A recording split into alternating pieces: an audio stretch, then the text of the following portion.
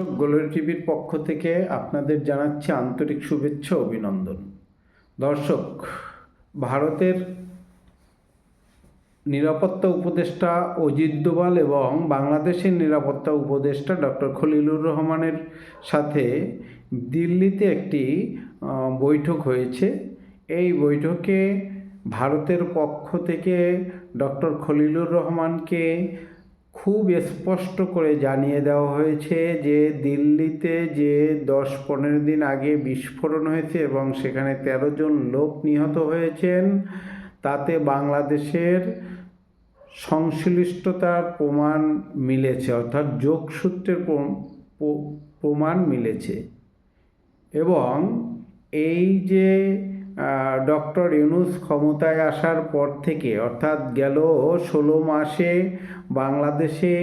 বাংলাদেশের 2 উপদেষ্টা সহ 55 জন লোক পাকিস্তানের আইএসআইয়ের সাথে মোট 72টি মিটিং করেছে।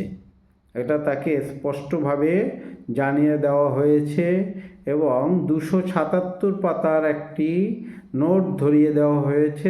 সেখানে আইএসআইয়ের সাথে সংশ্লিষ্ট এবং উগ্রপন্থীদের একটা যোগসূত্র আছে, কোথায় কোথায় আছে সম্পূর্ণ এই নোটের ভিতর লেখা আছে। দ্বিতীয়ত হচ্ছে শেখ হাসিনার রায়, প্রধানমন্ত্রী শেখ হাসিনার বিরুদ্ধে আনীত ক্যাঙ্গারু কোর্টের রায় ভারত মেনে নিবে না। এটা নিয়ে তারা চুলছেড়া বিশ্লেষণ করতেছে, এটা নিয়ে মেনে নেবে না। 3 হচ্ছে শেখ হাসিনাকে বাংলাদেশের হাতে এই মুহূর্তে তুলে দেওয়ার কোনো চিন্তা ভারত করতেছে না। 4 হচ্ছে আগামী নির্বাচন অবশ্যই সব দলের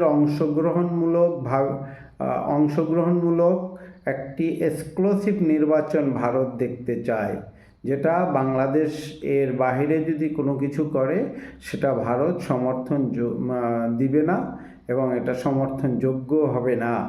তাই খলিলুর রহমানকে এই সমস্ত কথাগুলো স্পষ্ট বলে দেওয়া হয়েছে।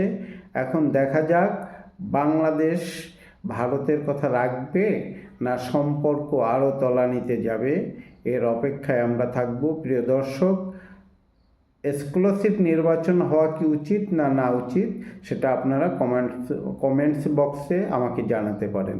সবাই ভালো থাকবেন, সুস্থ থাকবেন, সুন্দর থাকবেন।